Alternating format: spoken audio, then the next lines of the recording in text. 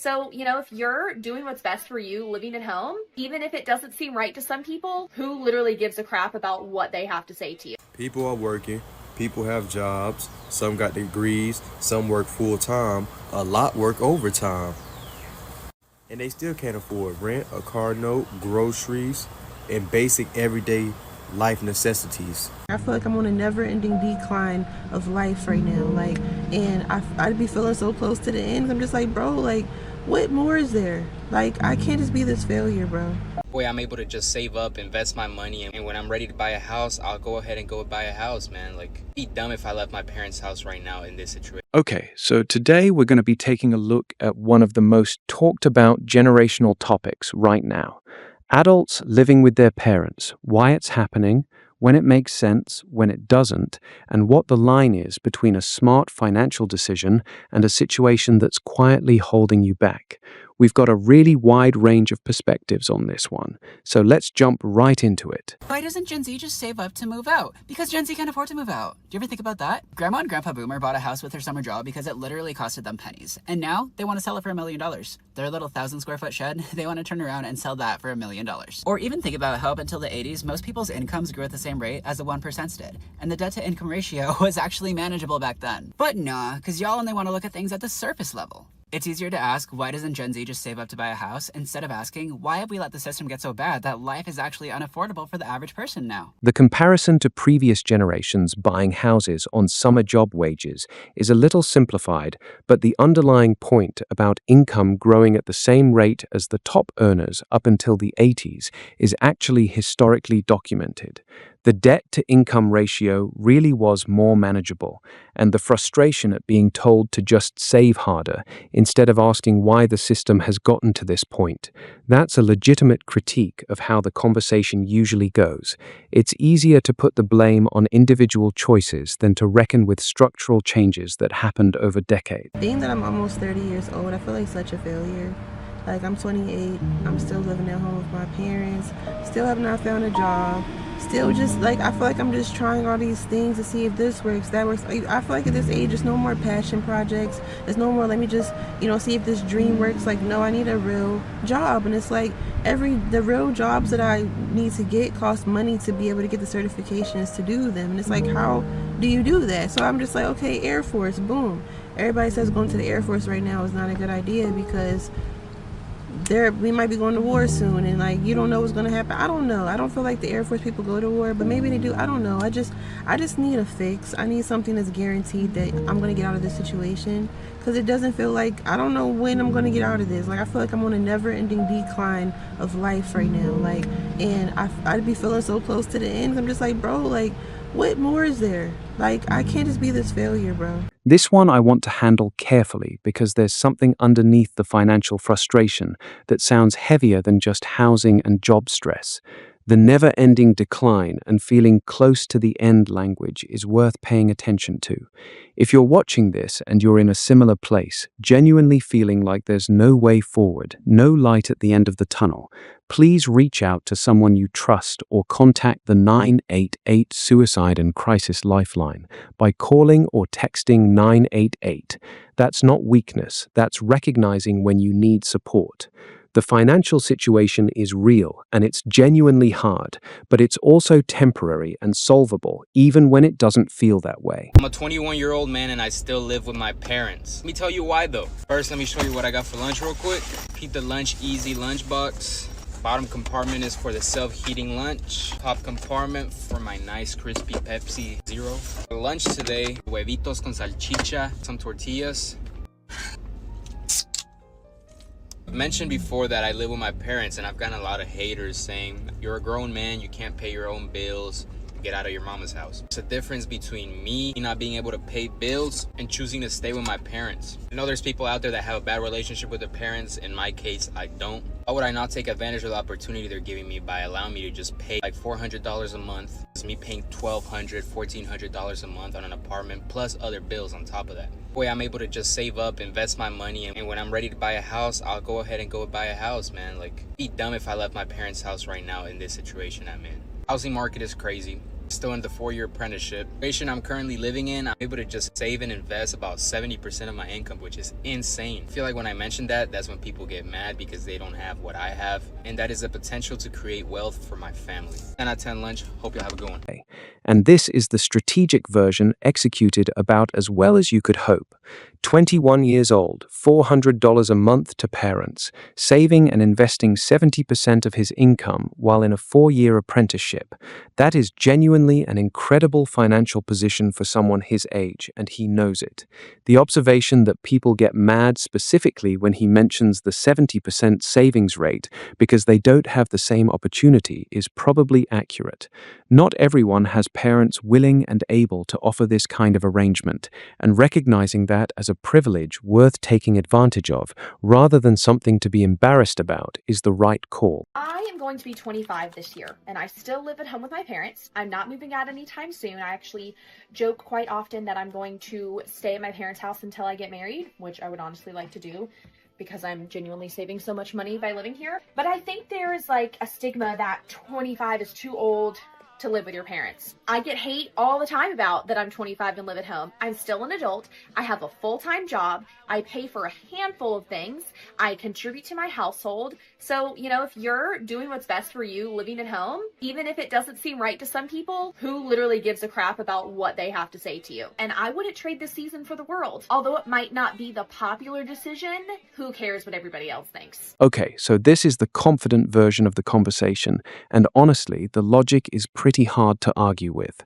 25, full-time job, contributing to the household, saving money, zero shame about it. The stigma around living at home past a certain age is something that made more sense when the math of moving out actually worked for young people. In 2026, that math is broken for a significant portion of the population, and clinging to the old social script while the economic reality has completely changed is just not useful. If you're doing it strategically and you're not taking advantage of your family, who is actually being harmed here? Why are y'all 25 plus still living with y'all parents? I'm just joking, y'all. It's mad hard out here. I'm gonna still be here for like 2 more years or 3. We're gonna keep working though. And this one is just real. No elaborate justification, no defensiveness. Just, it's hard out here. I'm still going to be here for a couple more years. We keep working. That's an honest and grounded way to look at a situation that a lot of people are in right now. Sometimes the most honest take is the simplest one. Yo, this is not laziness. This is the economy falling apart. A record 25 million adults live with their parents, and roughly 70% of them ages 25 to 34 are employed full-time. So that whole they just don't want to work argument is dead. People are working, people have jobs, some got degrees, some work full-time, a lot work overtime. And they still can't afford rent, a car note, groceries, and basic everyday life necessities. That means the problem is not motivation. That means that the problem is wages aren't matching up to the cost of living. And then they got the nerve to call people moochers for staying with family when half the time they helping with bills, groceries, and utilities while still trying to save up enough money to leave. And at some point, we really got to sit down and admit that having a job does not mean you can afford to live anymore. So my question is this: how are young folks supposed to build a future when the cost of independence keep moving further and further away? And this is the data point that should end the lazy argument once and for all. 25 million adults living with parents, 70% of the 25 to 34 age group, among them employed full-time. People working, some with degrees, some doing overtime, and still not able to cover rent plus a car plus groceries plus basic necessities. That is not a motivation problem. That is a wages versus cost of living problem, and it has been building for years. The point about people helping with bills and groceries while being called moochers is one that I think a lot of people in that situation feel deeply, and it's worth saying out loud. Let me know in the comments whether you think the stigma around living at home has actually shifted in the last few years, or whether people are still getting judged for it. Hot take, but I don't necessarily think that moving out of your parents' place and getting your own place automatically means that you're an adult. I saw a video of this girl saying that, oh, like if you still live with your parents, you basically still have like a kid mindset. You're never going to be able to be an adult until you move out and have your own responsibilities. Like, I don't know why people think that you need to live on your own to like handle responsibilities. A lot of us that stay at home, we're in school, we pay our little expenses whenever we need to. I pay like $700-800 a month on my own little expenses, and that's good enough. That's good enough. Because for me, the thought of moving out of my mom's house is like scary, because I just see moving out as just throwing away money on rent. You throwing thousands of dollars a month on rent for what? For what? Just to say that you got your own place, just to say, oh, I'm independent now, I moved out. Like, you just throwing away your money just to say you... I don't know, y'all. They got parents out here kicking their kids out at 19, 20, 21. Oh, they need to learn some responsibility. They need to learn... Girl, please, get out my face. Seriously. If your kid got a little job, they got a little savings account, they don't bother you, do you like your kids for real? And then do y'all not see how many adults in America are living paycheck to paycheck? Do y'all not see how people are struggling? You want them to move out just to struggle? just to pay bills. Like, literally just to pay bills. I'm doing the exact same thing that I could be doing in an apartment in my mama's house. Like, and I get free meals on top of that. They be forgetting like where the economy is at right now. They're forgetting what state the world is in right now. Trying to rush everything, rushing to get married, rushing to have kids, rushing to move out, rushing to start life. Like, girl, I am in zero rush. I am perfectly fine. I don't want to pay bills until I'm at least 25. Like, at least, and that's pushing it. 25 is pushing it. Like, if I can go to 30, I would. The throwing away money on rent just to say you're independent framing is one I've heard a lot, and there's real truth in it depending on your situation. Paying $1,200 to $1,400 a month for an apartment to prove a social point when you could be building savings instead is genuinely questionable math in this economy. The point about parents kicking kids out at 19 or 20 to teach responsibility while the whole country is living paycheck to paycheck is sharp. What exactly are they supposed to be learning when the lesson is just how to struggle harder? Living with your parents as an adult is cool until they start disrespecting you and treating you like a child. Cause I'll be damned, bro. I'll sleep on the street. Other day, me and the homie playing some golf, having the best time of our lives. You feel me? Like playing a good little 9 holes, drinking some beers, listening to some Lana Del Rey. You feel me? Bro, living our best life until he gets a call from his mama. But before he answers the phone, he looks at the phone, looks at me, then takes the biggest sigh in the world. Like he really hates the person that's calling him. Bro, I'm like, bro, who's calling you? Baby mama? You feel me? She can't be tripping that bad. Like, what's going on? He's like, nah, bro, it's my mom. I'm like, bro, if you don't answer that phone call, bro, one thing, I don't play about moms. You feel me? Like, you're not going to disrespect moms. Answer the phone call. She could be hurt. She could be in the hospital. Answer the call. So before the call goes to voicemail, he answers the phone. But like, here's the thing though. When he answers the phone, I shouldn't be hearing the conversation, right? Because the iPhone 17 has like noise cancellation, like when you're on, like when you're not on speaker, right? So no one can hear. Bro, his mom is screaming at the top of her lungs. I'm standing like a good 5 feet from, you feel me, the homie, and while he's talking to his mom. Bro, I heard every single word. She was tearing him a new one. Crazy. On the golf course, he's 27. Jerry, I told you if you leave this house and your room not clean and those dishes not washed, we gonna have a problem. I just got back from work. Where are you at? Where are you at? Whoa, Miss Davis. Hey, what? And the homie just sitting there like he had a party like he not supposed to be at. Cause you know, like when your mom used to call you when you was like 16, 15 years old, you're not supposed to be at that party and you just sitting there on the phone listening to her yell. He's 27 acting like he's 16 years old right now. After his mom get done yelling, he like, okay, mom, I'll be there in a little bit. I'm just golfing right now. You're golfing? Why are you golfing? Shouldn't you be at work? Mom, it's Saturday. It's my day off. What? Come home and clean your room.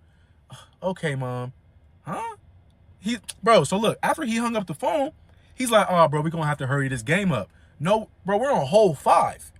We're in the middle of the golf court and the golf course. You're not taking the golf cart and leaving me here. So you're gonna have to finish this game. Your mama gonna have to wait. Yeah, bro. Don't you help her with the rent too?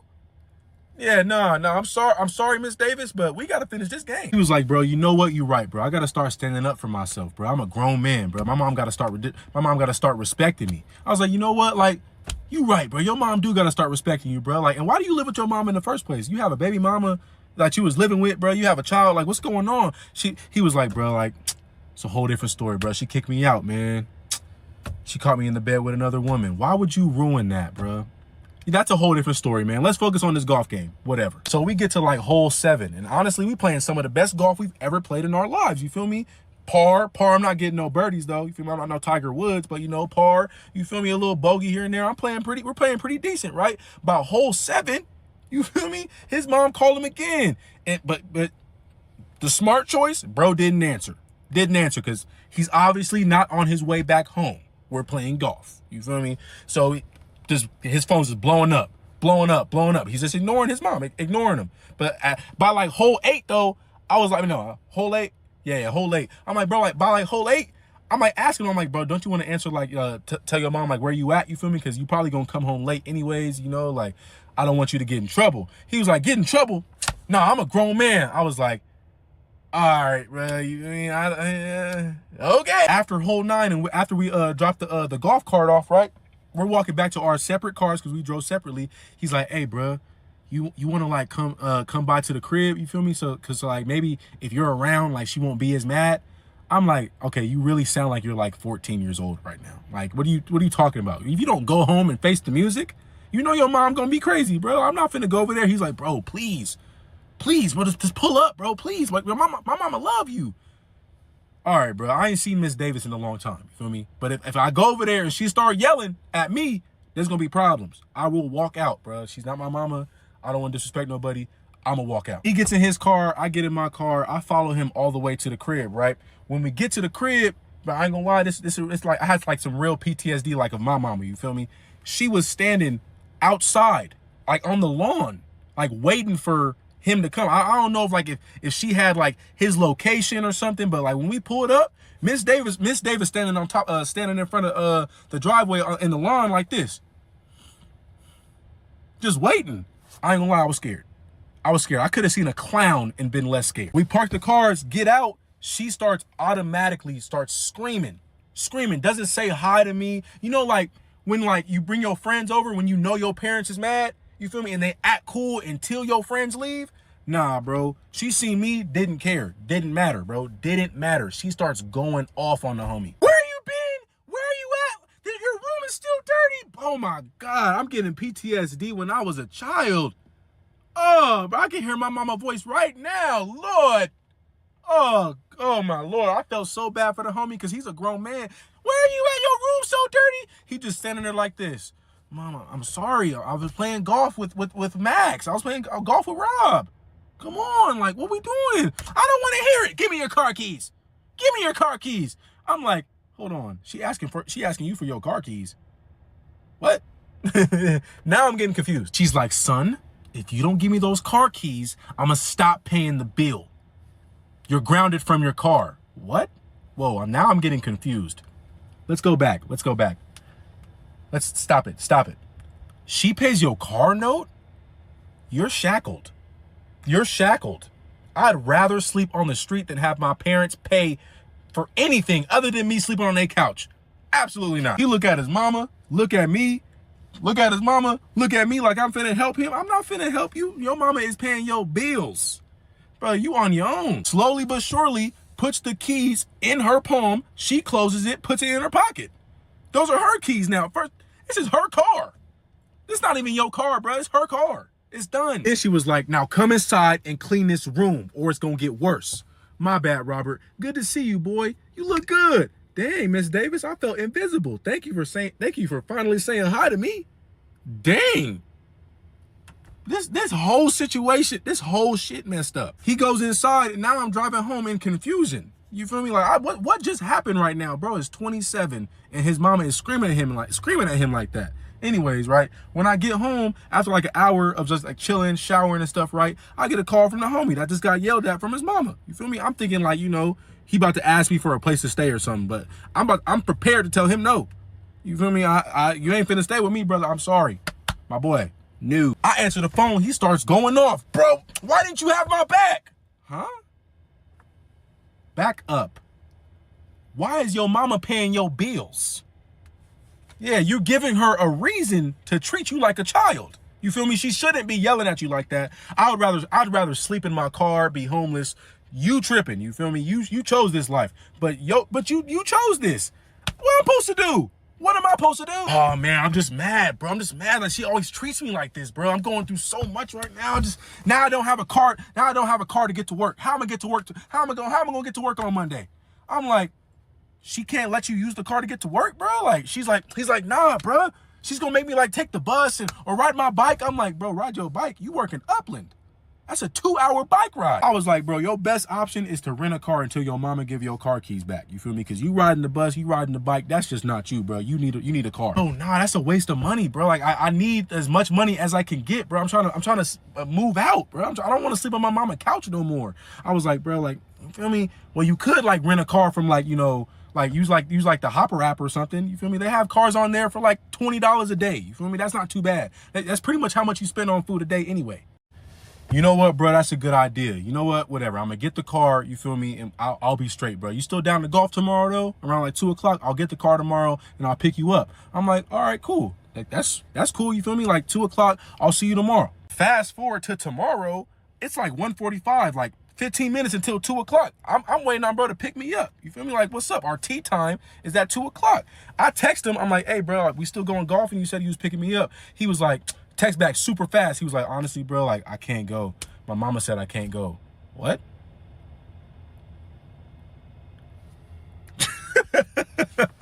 No. All right, bro, I'm not even finna go back and forth with you. I'm gonna go play golf. You feel me? I went to go play golf by myself, drank some beers, listened to Lana Del Rey by myself. By myself. Because I'm not finna deal with that, bro. Your mama is treating you like a child. Go sleep outside. Go sleep under a bridge or something. Get your pride back. God damn. Okay, so this is the other side of the conversation, and it's important. The story starts as a fun golf day and ends as a genuinely uncomfortable illustration of what living with parents can look like when the financial dependence creates a power dynamic that treats a grown adult like a teenager. The mom paying the car note, owning the car, being able to ground a 27-year-old from his own transportation, that's not a living-at-home situation that anyone would argue is healthy or sustainable. And the line about choosing to live under someone else's financial control, giving them a reason to treat you like a child, is probably the most important thing said in this entire video. There's a difference between living at home strategically while building your own financial foundation and living at home as an indefinite dependent with no path out. I moved out of my mom's house when I was 19, and one of the main things people used to ask me is, yo, how did you do it? I'm gonna tell you this, I'm gonna make it really like straightforward. Yo, you cannot move out or afford to move out if you make less than $4,000 a month. It's simple. Yes, it's possible. Yes, you could, but you're not gonna have much fun doing it. Like, you're gonna be living check to check, and you're gonna have an immense amount of stress on you. I remember when I first moved, I moved in November. December was good because I already had that money put away. January, February, and March, was it 2020? Yeah, 2025. Oh my God, I did everything but die. That shit was hard as fuck. And then I had to lock in and go make some money. And then April all the way until like I moved, which was November, it was easy. I had my bills on auto pay and shit was cool. I didn't really have too many issues.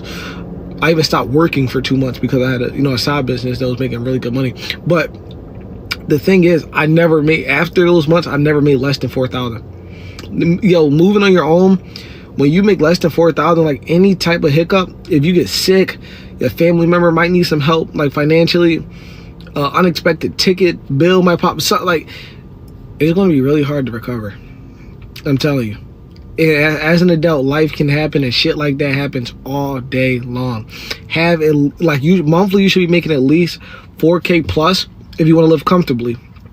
And again, I did live in like a major city technically, so depending on where you live, prices differ. But if you live in a major city, $4,000 minimum, and then you also should be able to have money saved up. Like, you should have at least like I'm not going to get on here and say 6 months, like you should have 2 months rent saved up at least. Because if you have 2 months, you should be able to figure shit out within 2 months. If you can't, at least you have 2 months. You know what I'm saying? And this is the most practical framework in the whole video. $4,000 a month minimum before you move out. 2 months of savings as a baseline buffer, and an honest acknowledgement that any unexpected expense, illness, family emergency, a ticket, can derail everything if your margins are too thin. The months of genuine struggle early on that he describes are a real warning for anyone thinking about moving out before they hit that number. Living on your own is not just rent, it's rent plus every other thing that goes wrong simultaneously, and no safety net to catch you when it does. So that's all I got for you guys today. Let me know what you guys think in the comments down below, especially your own specific experiences with living at home as an adult, whether you think it was the right call financially, or what finally pushed you to move out when you did. YouTube thinks you'll like this video popping up on screen right now, but hopefully you guys enjoyed this video. If you did, please leave a like and I'll talk to you guys later. Yeah.